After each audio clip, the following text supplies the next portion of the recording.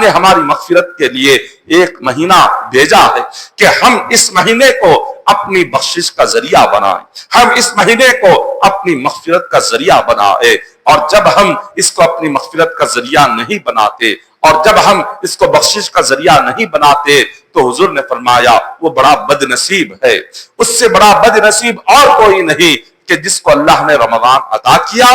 اور اس نے اس مہینے میں اپنی مغفرت نہیں فرمائی۔ حضرت ابو ہریرہ رضی اللہ تعالیٰ عنہ سے روایت ہے کہ حضور نے فرمایا رغم انف رجل ای لحقہ ذل وحقارۃ ذکرت عنده ولم يصلی علی۔ حضور علیہ الصلوۃ والسلام فرماتے ہیں کہ میرے پاس جبرائیل امین آئے، منبر پر آقا علیہ الصلوۃ والسلام تشریف لے جاتے ہیں،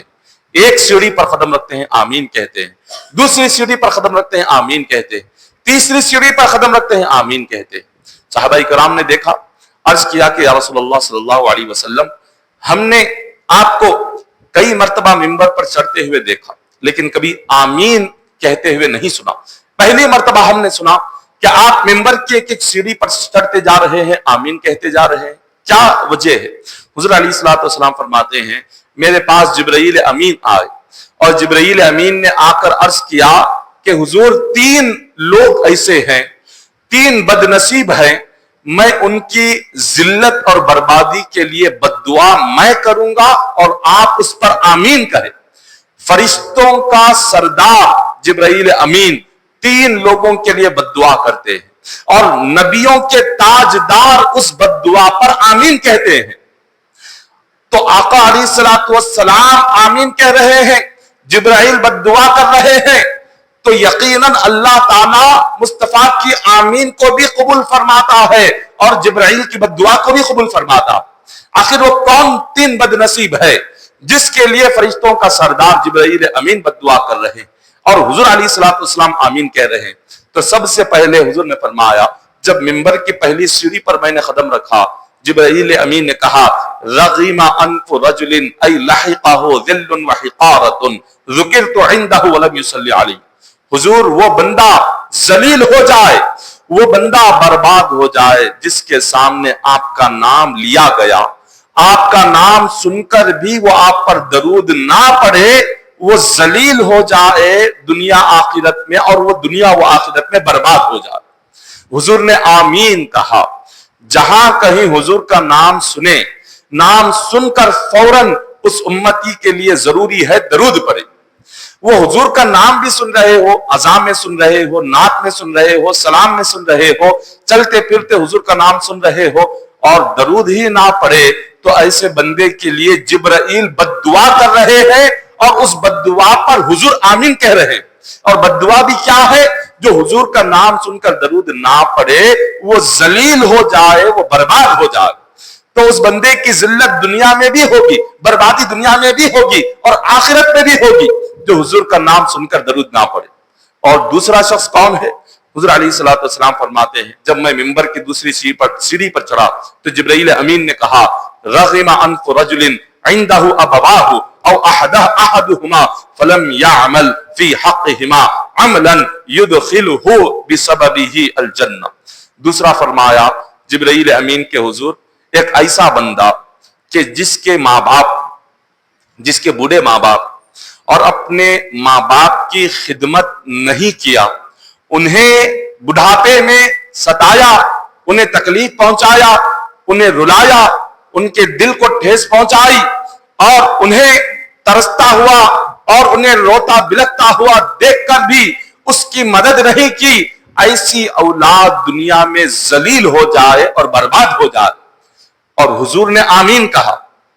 حضور آمین کہہ رہے ہیں وہ اولاد جو دنیا میں اپنے بوڑھے ماں باپ کی خدمت نہ کرے اور ان کی دعا نہ لے، انہیں دنیا میں راضی نہ کرے اور ان کے لیے جو ان کی ضرورت ہے ان کی ضرورت پوری نہ کرے، جو ان کا خرچ ہو ان کا خرچ پورا نہ کرے، انہیں کھانے کا پینے کا بڑھاپے میں انتظام نہ کرے، ان کی دوائیوں کا علاج کا ان کے بڑھاپے میں جو اولاد انتظام نہ کرے، تو حضور فرماتے ہیں دنیا و آخرت میں وہ ذلیل ہوگا، وہ برباد ہوگا، وہ کبھی خوش نہیں رہ سکتا۔ نوجوان نسل آج اس بات کو اپنے دلوں میں نقش کر لے۔ آج نوجوان اپنے ماں باپ سے کیا سلوک کر رہے ہیں،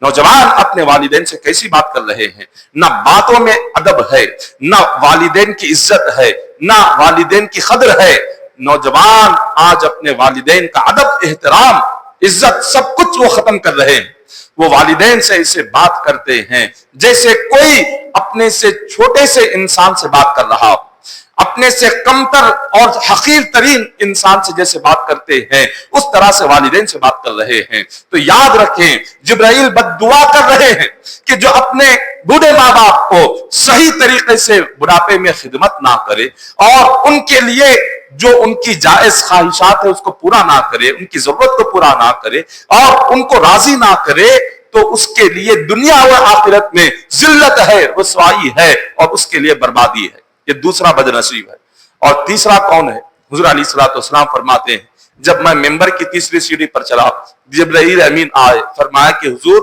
جس بندے کو اللہ نے ماہ رمضان عطا کیا، ماہ رمضان میں جو بندہ اللہ کی بارگاہ میں حاضر نہ ہو، رمضان میں جو بندہ راتوں میں تراویح نہ پڑھے، دن میں روزہ نہ رکھے اور افطار کے وقت میں دعا نہ مانگے، ایسے بندہ بھی وہ بھی دنیا و آخرت میں برباد ہو جائے، ذلیل ہو جائے۔ یہ بددعا ہے حضور کی۔ آپ غور فرمائیں کہ جس بندے کو ماہ رمضان ملا ہے، وہ زندہ ہے، اس کی زندگی میں اللہ نے رمضان مہینہ عطا فرمایا، تو رمضان جیسا مہینہ زندگی میں مل گیا اور اس مہینے کی وہ قدر نہیں کر رہا، اس مہینے کے دنوں میں روزہ نہیں رکھ رہا، راتوں میں تراویح نہیں پڑھ رہا اور تہجد کی پابندی نہیں کر رہا، تو اس بندے کی مغفرت کیسے ہوگی؟ خدا فرما رہا ہے کہ بندے آ، میں تیری دعا قبول کرنے کو تیار ہوں، لیکن رمضان جیسے مہینے میں بھی کوئی دعا مانگنے کے لیے اللہ کی بارگاہ میں حاضر نہیں ہو رہا۔